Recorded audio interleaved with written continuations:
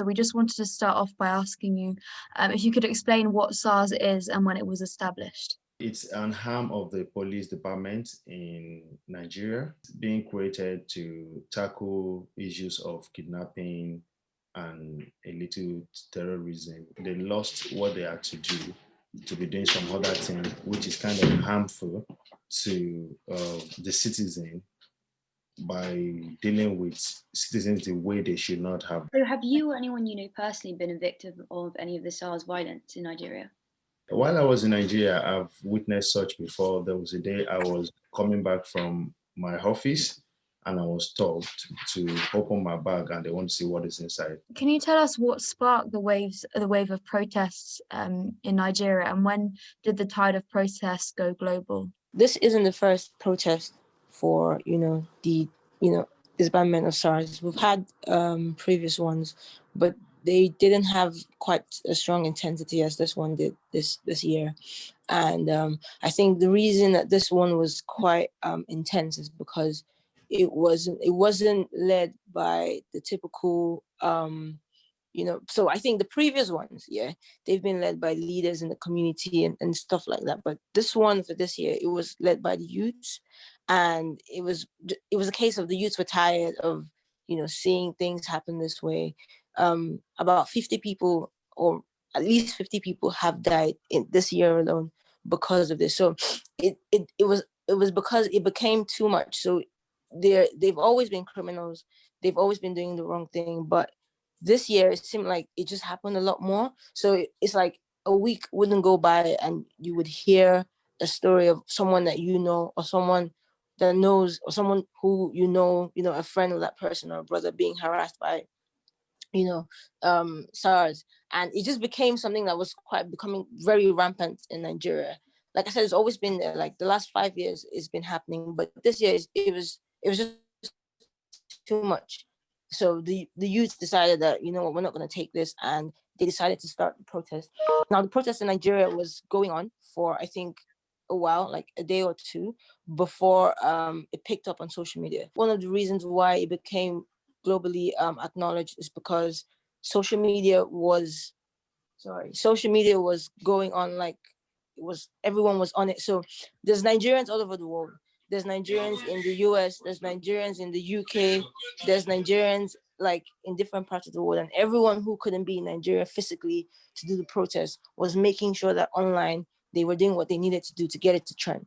So it was trending for days. And then I know Twitter has a function where if something trends for a day or something like that, they turn it off or something weird. But then, funny enough, the news reached Jack, the co-founder of Twitter, and then he then enabled everything in terms of just giving us the freeway on Twitter to do what we needed to do. Created our own emoji and all of that, and it was something that everyone started listening to. So it sounds like it was a movement, or your protest started quite organically at the local level. Has there been any coordinated effort at the national level in the UK? Are you working with Nigerians who are living in Manchester, for example, or in other parts of the UK? So here in the UK, we have SARS UK. So anywhere you do a protest in UK, they are aware of that and they are giving their support by reaching out to you and giving you minimum support. Then I think very soon there will be a massive protest that will be done at the same day in all parts of the United Kingdom, even outside United Kingdom. So we're working presently on that, but there is a body in the United Kingdom, which is SARS UK, that will work together with. They're the ones pioneering. Well, I think that they're the ones responsible for the London one, and they have all the so like some of the ones that's going on in other parts of the UK don't have that much publicity. So if you're hearing about the SARS protest in the UK, you're most likely hearing about the one in London. However, the whole point of a protest is to get people to listen, to get people to know that, there's a problem here. We're trying to get people to, put some pressure on the government to change this. So they've been reaching out to different, protest organizers around the UK, because they have reached out to us as well. So we are partnering up with them and looking to see how we can do another one that would have, a much more global impact. And obviously, in light of the whole new COVID restrictions, it's going to be more difficult. You think this issue is so obviously important to human rights, it will go ahead nonetheless? Well, to be fair, the COVID thing has always been there. I guess it's just about understanding that you need to make sure that while you're doing the protest, you still need to be safe, because you don't want anyone coming to the protest and then going back and having, any health issues because they came to the protest. Like the last two protests that we done, we made sure that everyone had their masks on. Um, they were at least 2 meters apart. There were hand sanitizers on standby, so it's also about, so while you're trying to fight for the thing that's important, it's also about being aware of the current issues, such as COVID, because we're not trying to add to the issues of, spreading COVID. However, we are still trying to make sure that, these lives that are being lost for no reason, are not being lost in vain. And we're getting, some pressure on the government so they can do something about it. And on the 11th of October, after renewed protest efforts, the Nigerian Police Force, they announced that they were going to dissolve SARS, but that hasn't happened. What resolution would you like to see invoked by President Muhammadu Buhari? There's quite a number of things, to be honest. Like it almost feels like they think we're stupid, we're saying end SARS, and they're saying, right, yeah, we're going to end SARS, or we're going to call it SWAT, and we're going to put the same people from SARS into SWAT. And, the Nigerian government has been playing and toying around with its citizens for quite a while now, and no one has been saying anything. We don't just want to hear it. We want to see change. We want to make sure that people are held accountable for their actions. And what do you feel the British government and sort of other global powers can do in this situation? Yeah, first, from information being heard, it's being heard that the British government is supporting SARS in the aspect of providing them with some weapons and some fundings.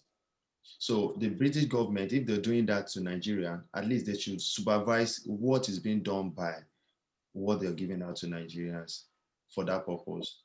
So I think Nigerians are not making use of what they're getting for what is being paid for, or probably because of lack of training of the personnel, they're not delivering what is expected of them. So what we're looking for is like the British government or any other government that want to help is to be sure that whatever they're helping out for, there is an output for it. So if you're going to help in training, it's fine, but at least let's see it. Not just like Steph said, you are saying you have another department in just 1 week because people are complaining. So no training, nothing. And all this set of people, if you want to train them, not just in Nigeria, at least get them being trained outside where there is SWAT and it is actually what it is called, not just the name, but in terms of their activities and the job delivery. So we want other government to help in terms of putting things in place like proper training and support also financially if possible and like that. Do you feel worried for your security at all, speaking out against the Nigerian government? Well, yes and no. Yes, because I have family in Nigeria. No, because I believe that I I'm a strong believer of when you're doing the right thing and you're doing it without any, ulterior motives, the universe just kind of protects you. That makes sense. And I'm a Christian, so I believe that God's gonna protect me and my family. Okay, yeah, just like she said, it's not about worrying about yourself alone. It's about worrying about people that is being affected by this. Like as you're saying, many people has lost their life to it. More than 50 has lost their life to it. So if few of us is coming up to fight for others' lives to be safe, I think it's worth it. So sometimes you fight for some cause not because of yourself, but because of the generations unborn. We're not, personally, I don't feel worried. I don't care about the government, whatever comes out of it. What I want is freedom for my people, where everybody matters, where every life matters. Okay. I think that's a really important cause, and I think you're very brave for putting that message out there. Obviously, we're a student-run organisation, so we're wondering, sort of at a student level, if there's anything that especially students of Bristol, but around the world, could do, sort of to raise awareness, perhaps, towards against the SARS issue. Any support coming from this university at the moment is the most important thing.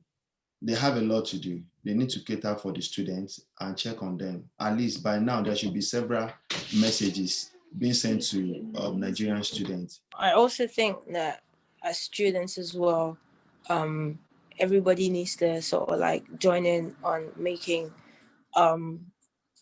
this topic, stay trending globally, because we need global interventions at this point. If you're unaware about it, get yourself educated, go on Twitter or Instagram or whatever and make sure that you're retweeting the hashtags or you're using the hashtags so that it keeps trending